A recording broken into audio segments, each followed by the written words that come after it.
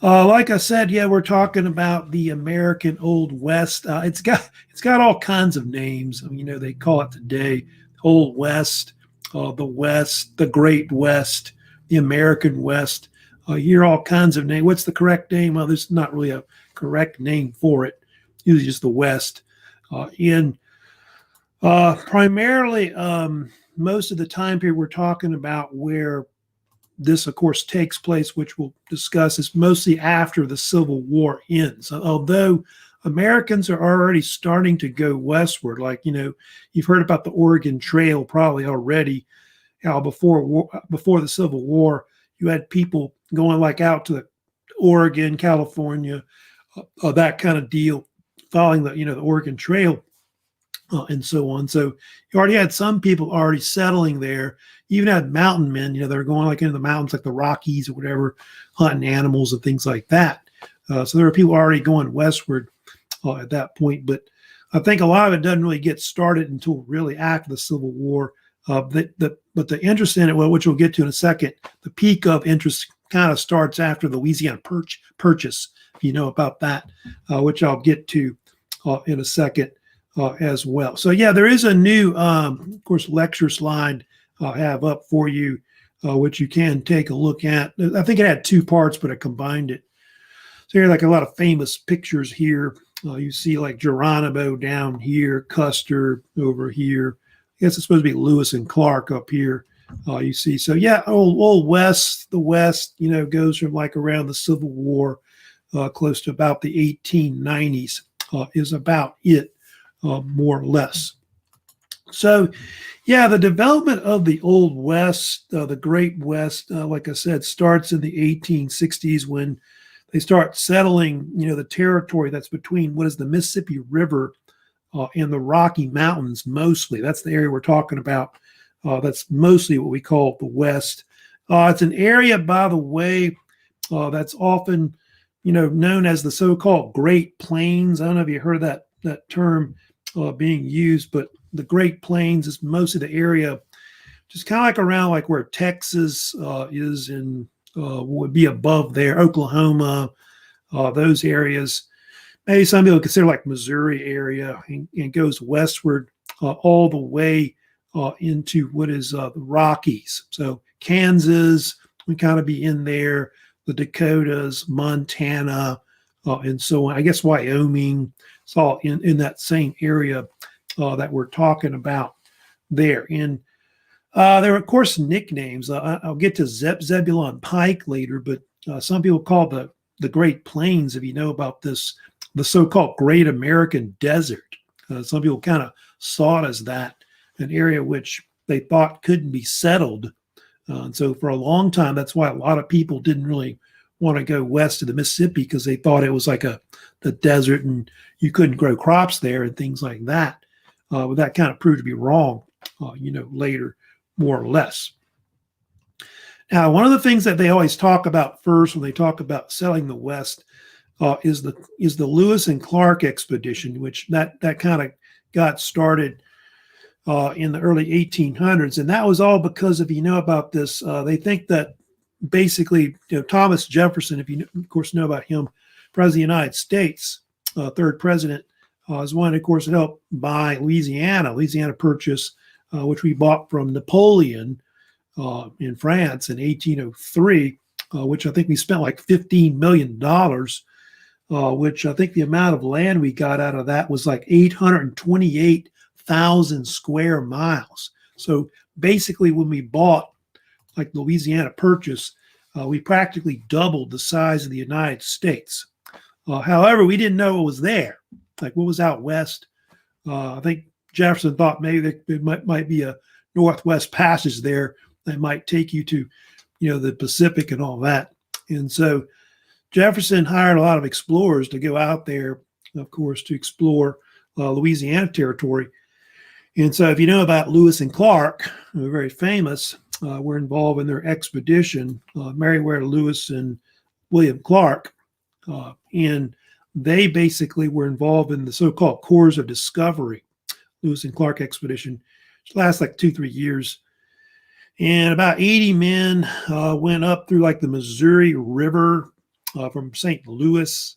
They went up, you can see up to the northern part of the Louisiana Territory near Canada. They crossed the Rocky Mountains and found the Columbia River Basin, and then, of course, reached the Pacific Ocean. So anyway, that's basically the first instance of them exploring that area. And of course, as they went through those areas in the north, you can see they ran into a lot of like Native American cultures, like the Sioux and others that they'll see later, of course, in the west. And that was the first instance that they really know about these kinds of peoples that live throughout that area. You may have heard of Zebulon Pike, of course, he's famous for a mountain he found called Pike's Peak, which is in Colorado. Pike was involved in expeditions around 1806 to explore, I guess, around Colorado, Wyoming, those areas is where he went into. And they say he's the one that kind of came up with the name Great American Desert to describe the Great Plains and all that. But he found like the Arkansas River, Red River, those rivers throughout that region. He was kind of exploring an area that was between like land that was controlled by the Spanish and what would be basically American lands of where Louisiana is and all that at the time. So that was really the first explorers that really go in to those areas. And obviously he probably ran into also Native American cultures that were living also in that area as well. Of course, the main peoples that lived, throughout that area we're talking about in Louisiana, especially between the Mississippi and the Rockies, were, of course, the so-called Great Plains Indians, who you've heard about before. They were famous for their horse culture, riding horses, which I guess they got from the Spanish that first came a long time ago. And, of course, they hunted for, buffalo, as one of their main sources of food that they used, and also made different implements out of course, the buffalo as a whole. And we'll get to it later, but the Great Plains Indians were famous for their mobile homes that they had, their tents that were really called teepees or wickiups that they're known for as a whole. And wickiups were mostly made out of the hide of the buffalo. Here's a map, of course, showing you where all the different Plains Indians were. So pretty much all that areas in that darker area, you had different Plains Indians everywhere. The Blackfeet up here, Montana, Crow over here, Cheyenne right here, the Sioux. A lot of the Sioux were up here in the Dakotas, Minnesota, that area. The Pawnee, the Iowa, the Arapaho, Missouri Indians, Osage, Kansas Indians, Wichita Indians, Kiowa, Wichita, Comanche, Apache are kind of here too, but also the Apache were kind of like in northern Mexico and also New Mexico, Arizona, in those areas. They're kind of sort of considered Plains Indians, but not, because a lot of the Apache were in the mountains and desert areas to the north, southwest, and all that. Of course, the Indians had their own culture that was unique, the Great Plains Indians. And you can see the buffalo was one of the main sources of their food, which they would use the buffalo to make different things out of them. So you can see, obviously, they made jerky out of it. I don't know if you know what pemmican is, but pemmican is a type of food that they made, which it would take fat from the buffalo and mix it with meat and then berries. And so it made a kind of food that they made. The tongue, though, the buffalo tongue was actually the best food from the buffalo, the best meat that you could eat. It's better actually than actual meat. Although, I don't know if you ever had buffalo or bison, it's actually pretty good. You can steaks out of it and ground beef. You can actually make hamburgers out of it. And I even sometimes make bison tacos, which is actually pretty good. Clothing, teepees. You can see they also use the fat to make different things, soap, oil. The bones, the horns were used for different implements, spoons, cups, tools, things like that as a whole. So there's just about every part of the buffalo you can see in this picture here was used for different things. The rawhide, the tanned hide, the muscles, tail, fat, bones. Yeah, the dung was used for fuel, as example. Stomach was used for like buckets, cups, dishes, cooking pots. So all kinds of things. Hooves, they used for like glue and things like that as a whole. Yeah, even the brain was used, believe it or not. Horns were used for different things. But yeah, the rawhide, probably tanned hide, and the meat and all that was probably the most important aspects that they used with the buffalo. That's something you'll see later when the buffalo are eliminated. It's something that helps to really destroy their culture as a whole. So here's the different tribes if you want to write them down, some of them later, but those are like the main ones that are predominantly the most famous of the different Plains Indians. A lot of these, of course, the Americans would have to fight later to take over that area. Now the Plains Indians, they had their own like culture and government and things like that. Like they had some forms of democracy, believe it or not. They had like a social structure, and most of the Plains Indians were divided like into a nation. It's like the Sioux Nation, the Cheyenne Nation, Arapaho Nation. So, and then they would break it down into tribes that you have like a subgroup, basically. So the Sioux might have like Ogallala Sioux, the Lakota Sioux, Teton Sioux, Sisseton Sioux. And so then you have, of course, your bands, which are kind of like sub-tribes also as well. And each band would have like a chief that they would have. And then with democracy, of course, they have like council meetings. Like women didn't really have much rights under, obviously, the Plains, and under a lot of these Native American groups, but basically it's all just men, basically. But any man could speak up at a council meeting. But a lot of times, whoever the chief was, medicine man, that kind of deal, would a lot of times make the final decision about what the tribe would do and all that. Now, get into, of course, what happened, with the, as you know, the Plains Indian culture would be destroyed pretty much due to several things. One, of course, they think the building of the railroad, the transcontinental railroads, helped to obviously cause the decline of the Plains Indians culture. Also destroying the buffalo, like killing off all the buffalo, which the Americans did on purpose, of course, in the West, is true about that. And I think they say prior to I guess before they killed all the buffalo out, there were millions of buffalo that were maybe as much as like 15 million may have existed going back to like the 18th century that wandered throughout the United States, mostly west of the Mississippi River. And when they built the railroad, they started, killing off the buffalo to feed the workers. They were constructing the railroads, but then they realized that if they kill the buffalo off, they could kill pretty much their whole way of life, the Native Americans. And so that led to like hunters, like you may have heard of Buffalo Bill, who got a lot of his fame from hunting buffalo. He was a cowboy, Indian fighter, buffalo hunter, and his real name was Bill Cody or William Cody. He's also involved with the Pony Express and all that, if you know about that. He also later founded the so-called Buffalo Bill's Wild West show, and that which made him real famous, in the United States. But I think he was the most that killed the most buffalo himself. They say he may have killed like 10,000 buffalo. That's crazy. In fact, between 1871 and 1874, hunters killed 3 million buffalo each year. So 9 million in like 3 years.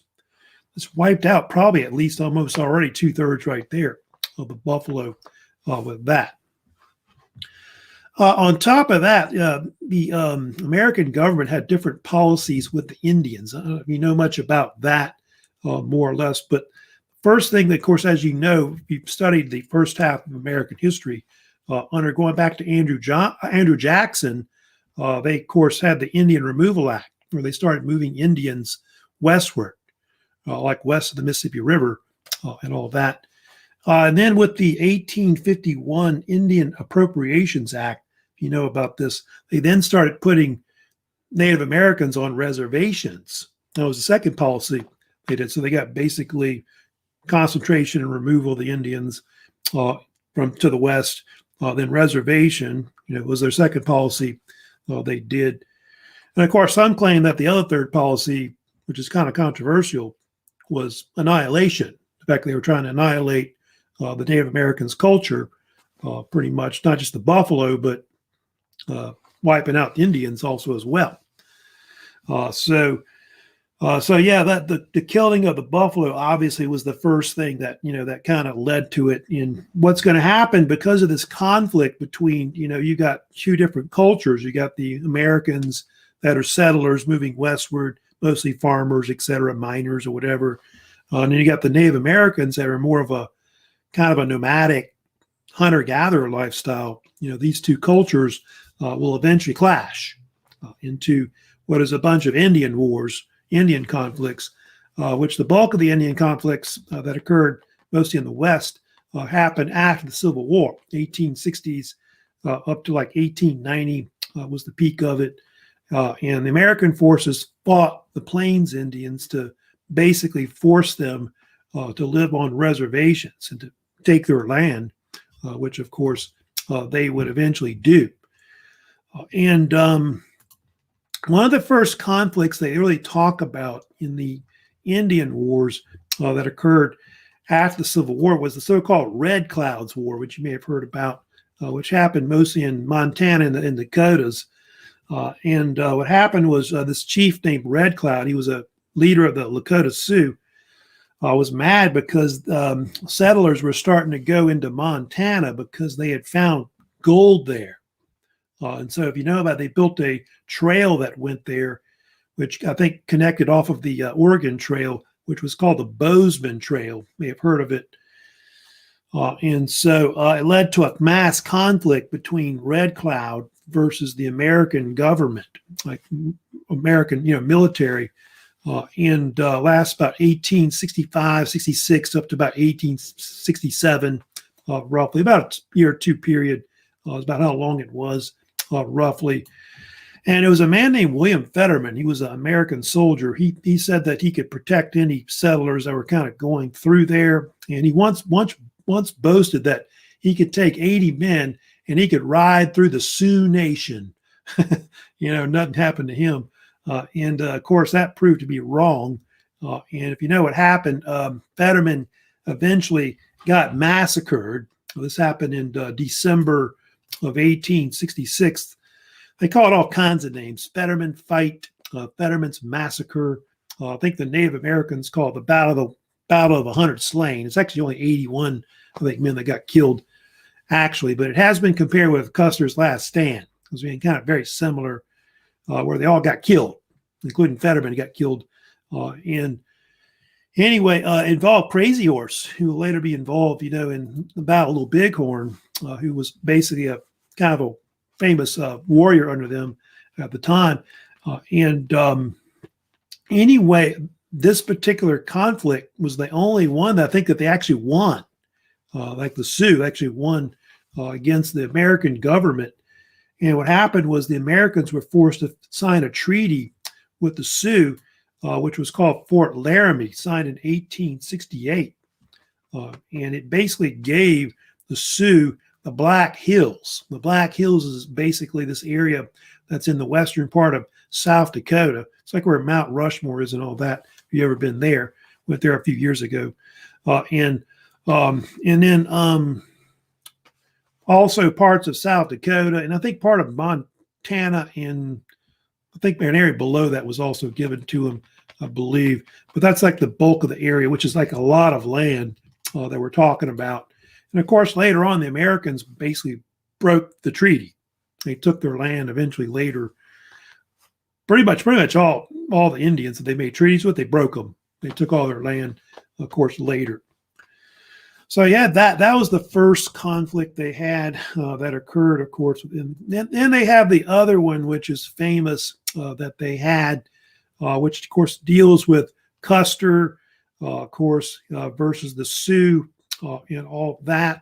And that was part of another conflict, which is called, by the way, the so-called Great Sioux War, which happened between 1876 to 1877.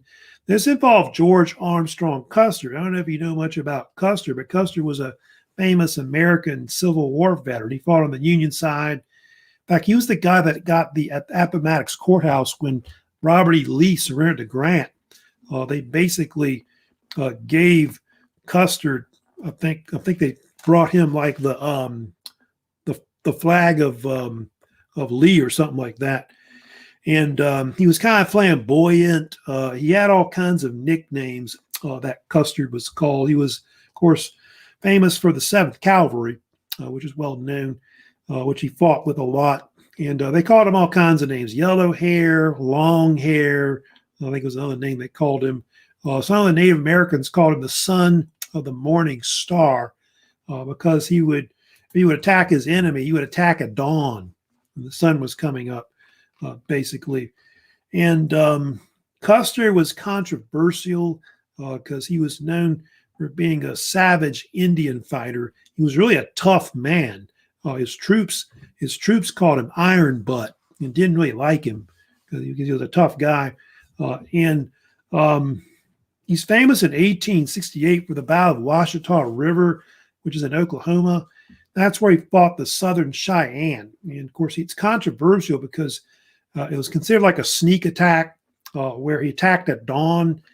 And a lot of the men he massacred, he killed them and took like the women and children as hostages, which a lot of times they would do that. They would take like the Indians hostage and use that to make them go back on the reservation and all that. And I think in that battle, he killed their main Indian chief, which was Black Kettle.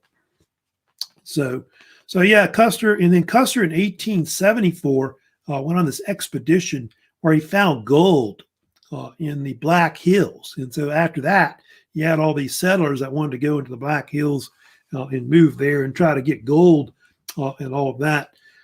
And so that's what caused the whole thing, basically the Great Sioux War. And so the Sioux and I think the Northern Cheyenne who joined up with them didn't want to go back on the reservation because they wanted their land back. That the, of course, Americans, of course, took from them. So that's what happened. So you got this deal where, in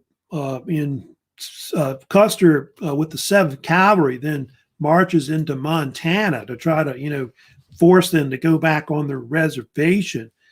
And it leads to a famous battle, which has got all kinds of names. It's called the Battle of the Little Bighorn. Custer's Last Stand is usually the romanticized name that they called it. The Indians also call it the Battle of the Greasy Grass because that's the name of the river that they call the Little Bighorn, which feeds into the Bighorn River in southern Montana. I've actually been there, I think about 5 years ago. That's when I was there. And so, yeah, you got the Lakota Sioux, Northern Cheyenne. Also, the Arapaho had some forces, too, that were there that fought. I believe the number of Indians they had on their side, warriors, was like 2,000 men. That's a lot. And I think Custer had like 600-something men total. What happened was Custer divided his forces up into like 3, which they say the reason he did that was because he wanted to get all the credit, for the victory and all that. He didn't want his subordinate officers under him getting any credit for it. And he goes up against mostly Crazy Horse, although really their forces are led by Sitting Bull. Sitting Bull was not at the battle. Crazy Horse was the main commander of the forces that was there. And what happened was Custer's entire force, which is kind of a debate about how big the force was. I think it was at least 260 men, maybe a little more if you include like some of the different Indian scouts that were with him, because one of them escaped, whose name was Curly, I believe, who's very famous, who survived the battle, they say, or wasn't there. But basically his whole force gets wiped out, including Custer, who they, of course, was killed near the end of the battle. And Custer's last stand, as they later immortalized it, angered a lot of Americans, made people real mad, and so the United States decided that they need to spend more money, military-wise, on trying to deal with the Native American culture that they were fighting up against, and so in a sense, I guess that battle, which was their best victory, the Plains Indians, in a sense, it helped to do the opposite of what they thought it would do. So, what happened to the rest of the men? Well, Crazy Horse was eventually hunted down. He was later killed. And then Sitting Bull tried to flee to what is Canada, but was captured. He later dies in 1890. Also, other famous, they may have heard of Chief Joseph of the Nez Perce. He tried to flee to Canada too. He was captured as well. You may have heard Geronimo, 1886, was also captured, who was one of the famous Indian leaders of the Apache. So by the 1880s, all these different Indian leaders, they start hunting them down and capturing a lot of them, pretty much. So as you get close to 1890, the pretty much the Indian wars kind of start to come to an end, more or less. It got so bad, like Sitting Bull, if you read about him, he basically, you get pictures with him at the World's Fair, and just horrible things like that happened to him. And Sitting Bull also participated in Buffalo Bill's Wild West show, if you know about that. And actually, he helped reenact it, even though he wasn't there. Just funny about that. Anyway, whatever. So let's also talk about what they call Wounded Knee. Yeah, Wounded Knee is considered to be, if you know about it, one of the last major conflicts that really happens in the whole Indian Wars. Happens in South Dakota between the Lakota Sioux and the 7th Cavalry, December 29, 1890. It's called different names. They call it the American side, they call it the Battle of Wounded Knee, but most people call it either the Wounded Knee Massacre, or they call it the Massacre of 1890 as well. And they believe that it was caused by some tensions that had to do with this thing you may have heard of called the ghost dance. You've heard about this, but it was this new religious movement that kind of took off through a lot of the Native American tribes, especially the Plains Indians. And it was started by this man named, if I could find him right here, I don't know if I have it right there, but his name was Wavaka. Wavaka is his name. I don't think I've got his name. Wavaka. He went by the name Jack Wilson. I think I've got a picture of him somewhere, I thought. No, I guess I don't have it. I thought I did. But his name was Jack Wilson.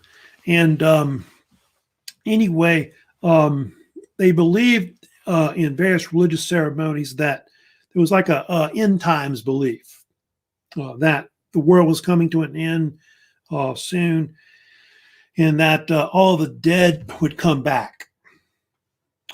Like the dead Indians and the buffalo would come back. And they believed that they wore these special ghost shirts, that they would be like bulletproof vests, and that the white man's bullets would just bounce off. And it sounds crazy, but they believe this idea. And Sitting Bull got involved in it. He was involved in the whole ghost dance thing as well. But he was killed when they tried to arrest him in South Dakota, one of the reservations. And then what happened, there was an incident where they were trying to disarm some of the Native Americans on a Indian reservation called Pine Ridge Indian Reservation. I think it was under there was an Indian chief there named Bigfoot, I believe his name was. And apparently there was a discharge by somebody trying to take a rifle from him. And all of a sudden the 7th Cavalry opened up on him with guns and Gatling guns. And they killed something like 300 or more Lakota men, women, and children. They were I think they were buried later in mass graves. and all that. Of course, some people think it was done on purpose, because 7th Cavalry was still kind of mad about what had happened with Custer, and all that. And so, but I think it was more like an incident that probably shouldn't have happened, that kind of thing. But a lot of the Native Americans, like the Sioux, still angry about it, what happened, the way it was. And pretty much after that, all the Native Americans are, like I said, forced to live on, reservations as wards of pretty much of the federal government, which they are. Then after that, of course, the other thing that they, of course, as the big thing that they would try to do after they put them on reservations, they then tried to Americanize them. Was the next thing that the U.S. government, did, because a lot of people saw the Native Americans as being backwards, savages. Many people thought that Native Americans, should be dead. I mean, you probably heard this famous quote by Philip Sheridan, but he once said that the only good Indian is a dead Indian.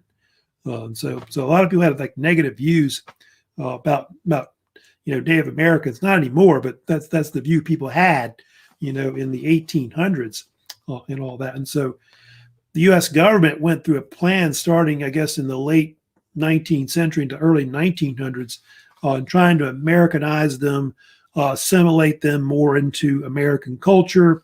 They wanted to try to get the Indians to, get rid of their way of life, nomadic lifestyle, and become farmers and other kinds of industries, like other people were doing as well. So they did try to abolish like their tribes and things like that.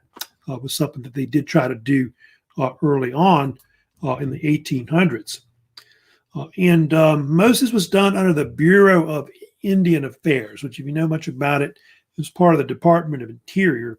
They enforced a lot of the policies, laws, federal laws that dealt with Native Americans. And this went all the way back to, Andrew Jackson, which a lot of the early on, they didn't do well with that, with moving the Indians and all that, with the Trail of Tears, et cetera. But primarily their big thing, they did 1890 to about 1930.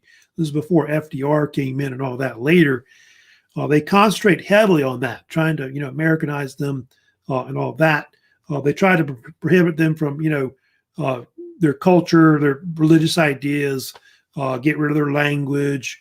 Also, they tried to, make them cut their hair, things like that, send them to Christian type schools and so on. So these were different ideas they tried to do with the Native Americans. Where was that school, a picture of, which is right here? Yeah, that famous Carlisle Indian Industrial School you may have heard of was an example of, which is a picture right here showing that, where they sent them to these schools like in the East to try to educate them. I think that was in Pennsylvania. That's where it is.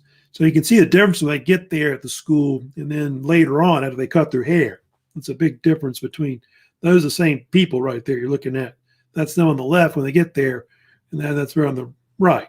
So it's like they're trying to make them into, like other Americans, I guess, more or less.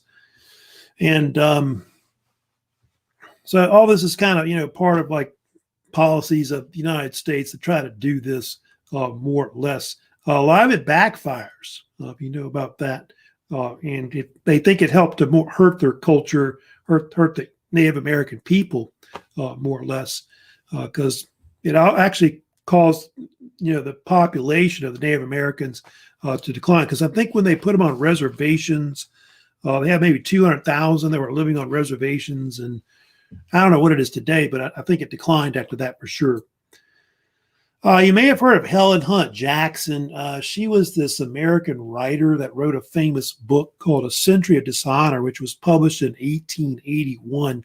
That book was interesting in the late 19th century because it was one of the first actual kind of like historical type work or book that kind of uncovered all the different injustices that happened to the Native Americans over the previous, I guess, century.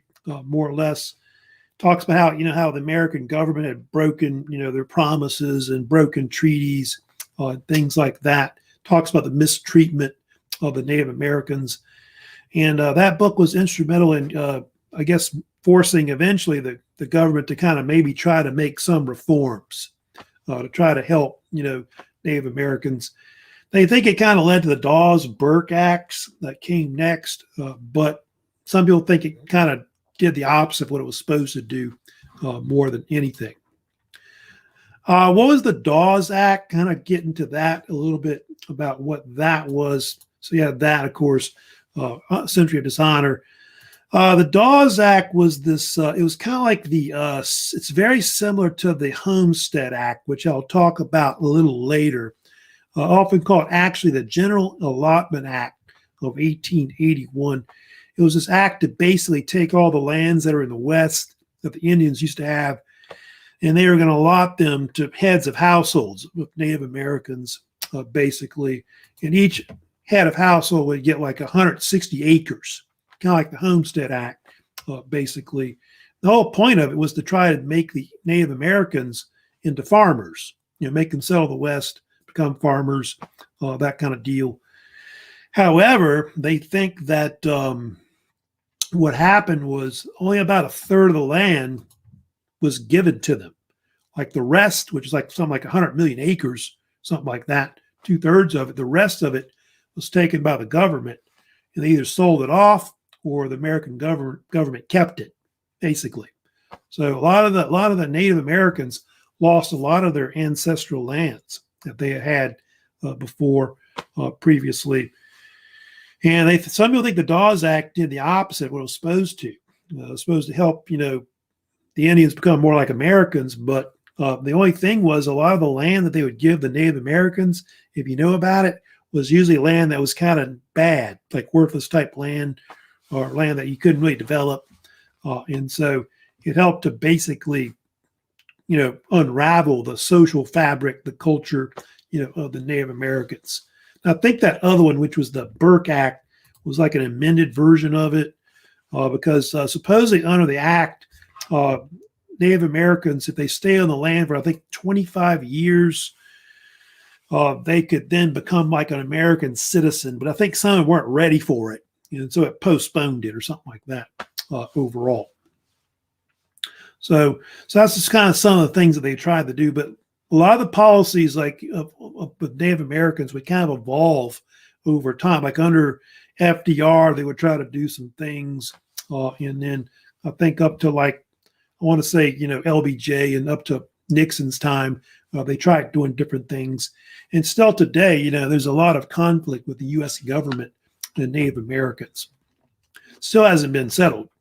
And in fact, the Black Hills, which I just, talked about, they still don't got it back. They still want it back, the Native Americans. In fact, the government has tried to give them money and they won't take it, like millions of dollars, by the way, which is true about that. All right, let me go ahead and move on. The next thing I want to talk about next, I want to talk about the cowboy way of life, of course, which, of course, the so-called, long drive, cattle drives, of course, which were famous, of course, in the Old West. Another thing that happened, of course, was that there was a big popularity in beef that took off after the Civil War. If you know about in the Texas, down there in Texas to the west, Louisiana, of course, they had something like 5 million head of longhorn, which were their longhorn cattle. And so they wanted to get that to market and all that because people wanted beef, in cities like St. Louis and Chicago, New York, and all that. And so that led to the rise of the so-called cattle drive, the heyday of the cowboy, which was in the late 1800s as a whole. And so the whole cattle industry started in Texas. That's where it started. You'd have ranching there, of course, later as a whole. And the kind of cowboys that, of course, developed there were mostly from the influence of the Mexicans, the Spanish, which the early cowboys were called vaquero, which you may have heard of, which is right there. But cowboys weren't just, Mexican or Spanish. You know much about the Old West. A lot of cowboys were black as well, like African American, and also white. 1 in 4 were likely African American. I think 1 in 3 were were Mexican or something like that. So obviously it was a mix of peoples that went west that participated as cowboys. You know, a lot of outlaws you always hear about too that are in the West as well, like Jesse James and of course and Butch Cassidy and Sundance Kid, etc. So cowboys have been mythologized. I don't know if you know much about, you know, the Old West and all that, but cowboys are kind of like knights in shining armor to us. Like in Europe, you know, they got King Arthur and all the knight Ivanhoe and things like that. But you know, the cowboy was basically our version of the knight. You know, mythologized in various novels. There were popular like dime novels. Buffalo Bill, you know, had his Wild West show, which kind of, you know, romanticized, you know, Custer and the Indians and all of that. And later, you know, Hollywood movies like John Wayne and all that. You've got all that. That, of course, occurs later. But a lot of that's a bunch of bunk, you know, that's kind of, you know, invented later. You know, the good guys wear white. The bad guys wear black. You know, things like that, which is kind of made up stuff, you know, later. The long drive itself, you know, they would herd cattle from Texas to the Midwest. Why? There were no railroads that went to Texas. So they had to basically move them on these long cattle drives northward through like Oklahoma and Kansas and all that, which they did from the 1860s up to the 1890s and all that. And there were 4 main cattle trails that they had that were well known that were in that area. You had basically those right there. You had the first one they had was the Chisholm Trail, founded by Jesse Chisholm originally, that went up into Kansas from Texas. They had the Western Trail, which went up through Texas, Indian Territory, up through Kansas, up in Nebraska. Shawnee Trail, which sometimes call it the Indian Trail, I think as well, went up into like Missouri and all that. They had this other one called the Goodnight Loving Trail. They had Oliver Loving and Charles Goodnight, these 2 cowboys. They went from Texas up through New Mexico, Colorado, and all the way to Cheyenne, Wyoming.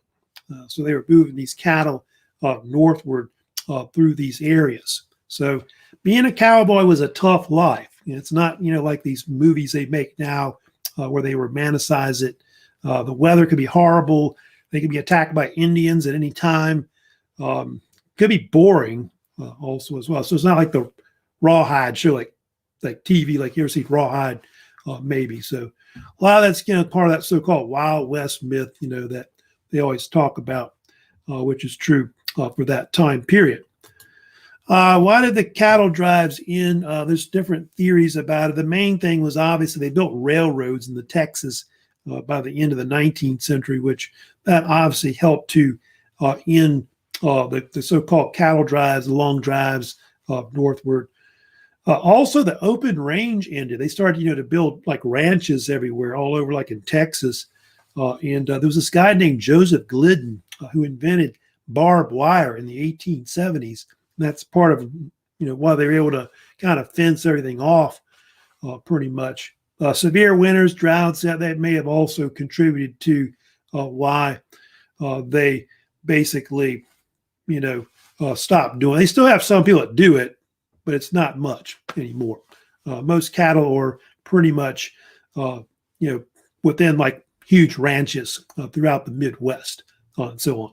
But a lot of the myth of the American cowboy, you know, is still around. You know, you see people like Western wear, you know, country music and things like that that still kind of exist today. All that's kind of, you know, remnants of cowboy, you know, culture that was from that time period, more or less. All right, let me also talk about what happened in the West. Of course, they settled it, they farmed it, you know, that kind of thing. With some of the things that, of course, came next that you have. And one of the things that they helped to really settle the West, which is really important, probably the most important thing that happened, of course, in the West was the so-called Homestead Act. Homestead Act, you know, that was something that really allowed people to, you know, settle the land real quickly. And if you study about, that period of American history, more than half of the United States in the West was settled in like a matter of like 30, 40 years, like very, very quickly, because of Abraham Lincoln's Homestead Act, which came out. Like see this thing here, but like between the 30, 40-year period, something like 430 million acres was settled up to like close to 1900, which is pretty amazing, in a short time. I think before that we had already, it was something like 400 something acres had already been, 400 million something acres had already been settled before that, like going back to like Jamestown. So it is like a real quick time period. Yeah, you can see 160 acres, of course, free land, of course, if you could settle it and stay on it for like 5 years. There was a minimum age. You had to be at least 21 years old. I think you couldn't be a Confederate, by the way, if you had fought for the Confederacy or something like that. It was something they kind of stipulated. But all kinds of people, eventually settled the land, like, immigrants that came over, freedmen, like African Americans came westward and got land, things like that. However, when they came westward, they realized that they couldn't just build regular old houses. In fact, a lot of the terms they used for homesteaders that came westward, they called them sod busters, because the fact that they realized that they had to build their house out of sod, which you see in this picture right here on the right there. And, there's sod everywhere in the Great Plains. It's a huge grass plain prairie, pretty much. And so they had to bust the sod up to grow crops, and then they would use it to also make, buildings out of it because of little wood, or at least until they got money enough so that they could actually, like I said, build a real house and all that. There's different occupations in the West besides farming. A lot of people went into industries like mining was a big thing, if you know about in the West, like mining for silver, gold, tin, whatever I guess they found. And so you did have a lot of these boom towns that, like you may have heard of Silver City, like I think in Nevada as an example, where they found a lot of silver.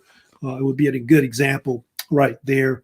And then a lot of cities were also built near railroads, which is true about that, because that's something that really helped to really settle the West real quickly. I told you was the development of railroads. And, at one point, they actually built 5 transcontinental railroads that ran east to west, towards the West Coast.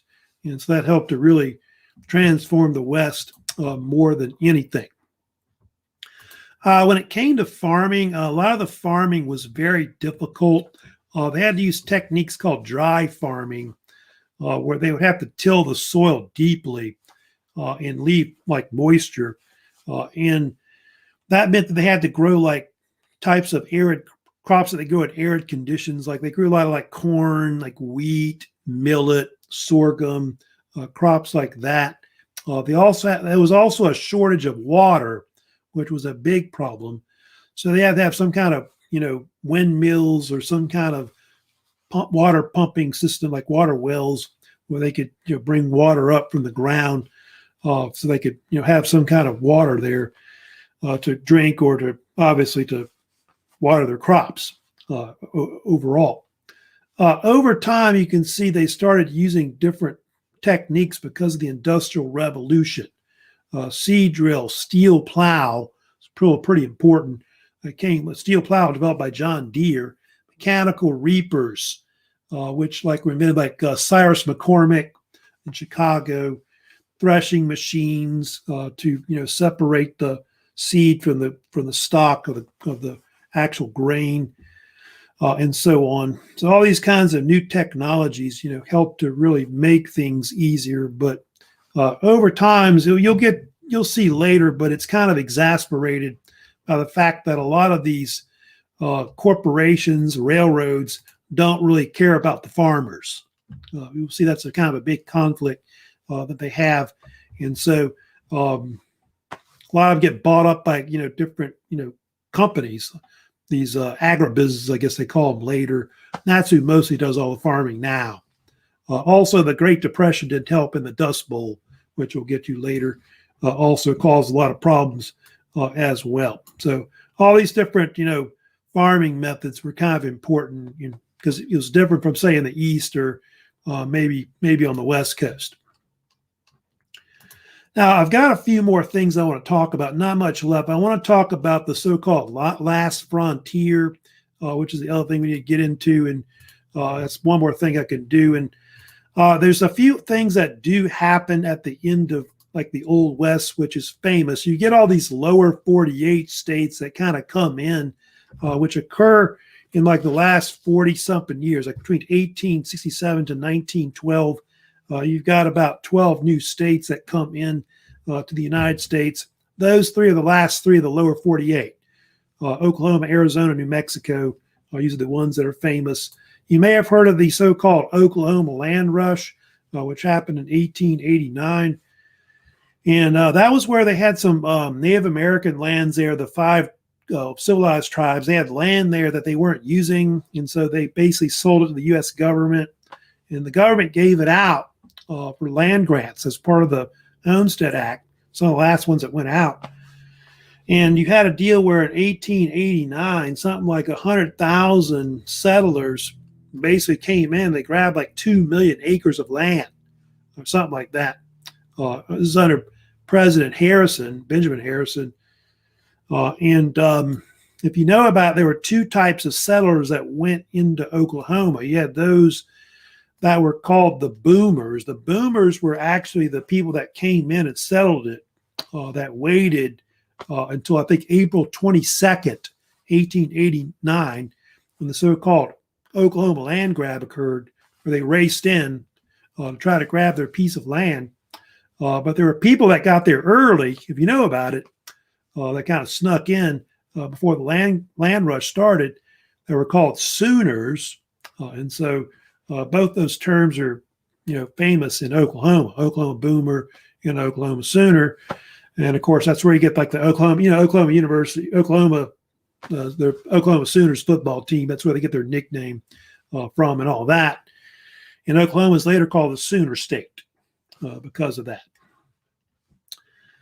They also had this thing called the Morrill Act, which you may have heard about as well, which the Morrill Act was these two acts that were developed by a guy named Justin Smith Morrill.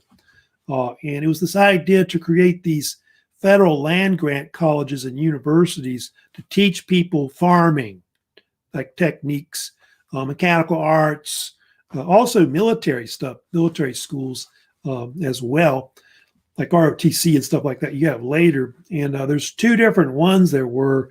You had the one in 1862, which created a bunch of land grant colleges. Most of the people that are white, obviously, later, like LSU, Mississippi State, Texas A&M, and all that. They're all over the United States pretty much. University of Florida, University of Alabama, Auburn University, Clemson University, all these schools, University of Kentucky. All those were examples of colleges that were created from the 1862 Act. They also created acts, since everything's segregated, in the United States at the time. They also created colleges for African Americans because they wanted to teach them farming as well, mechanical arts and so on. And so that's where you get Southern University. You may have heard of Alabama A&M, Florida A&M, Texas A&M, Prairie View, all those schools you've heard of. Those are all, of course, created because of the 1890 Morrill Act as well. He was, by the way, this senator was from Vermont.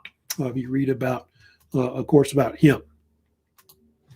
They also have what they call the USDA. People forget about that, but they were kind of involved too in as well in the West as well, developing it. The Department of Agriculture, was created, and that was created in 1862 by Lincoln. Abraham Lincoln did that too, which is very famous.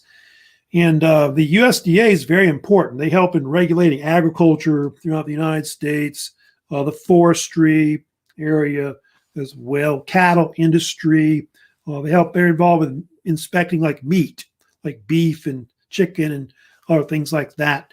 If you get food stamps, they deal with food stamps, and stuff like that. So anything to do with like food and all that, they're involved pretty much, which is part of the West.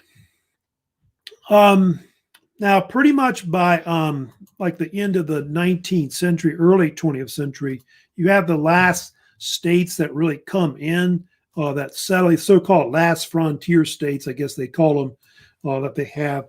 From 1867 to 1912, you got 12 new states that actually enter the Union. Nebraska, Colorado, North Dakota, South Dakota, Montana, Washington, Idaho, Wyoming, Utah, and Oklahoma. So all those states basically were the ones that come in later that are in the West. Of course, not many people live there as much compared to like the East and West Coast, as you know. They don't have as many electoral votes either. If you look at presidential elections and all that. New Mexico and Arizona, of course, the last two, the lower 48 that come in 1912 that you've got. In fact, pretty much by then, there's no frontier much. It's pretty much starting to vanish by the early 1900s as a whole.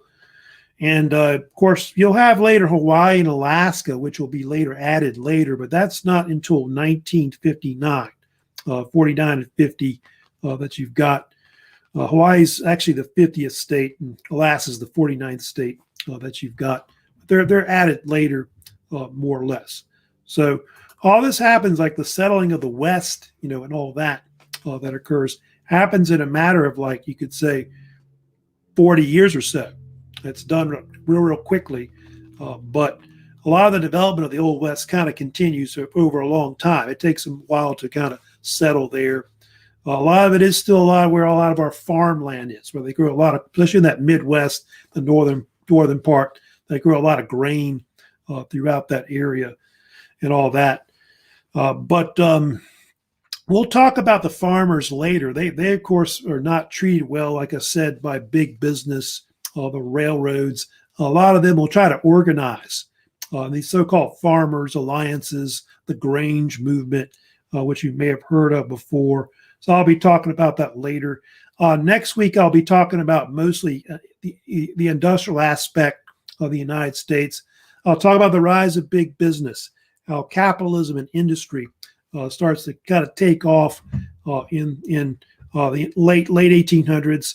And then I'll kind of get into like also labor unions and how workers and farmers begin to organize in the late 19th century as well. So before I go, don't forget, if you have any, comments, questions about this lecture or any lecture before, let me know later. Comment, through my channel if you've got a question about it. Don't forget also, there's two assignments that I've got posted. I've got, of course, the one on the Reconstruction quiz that's due next week. So don't forget about that. And I do have a new video quiz, which is on the Battle of Little Bighorn on Custer's Last Stand. So make sure you check that out. I think the Reconstruction quiz is 100 points.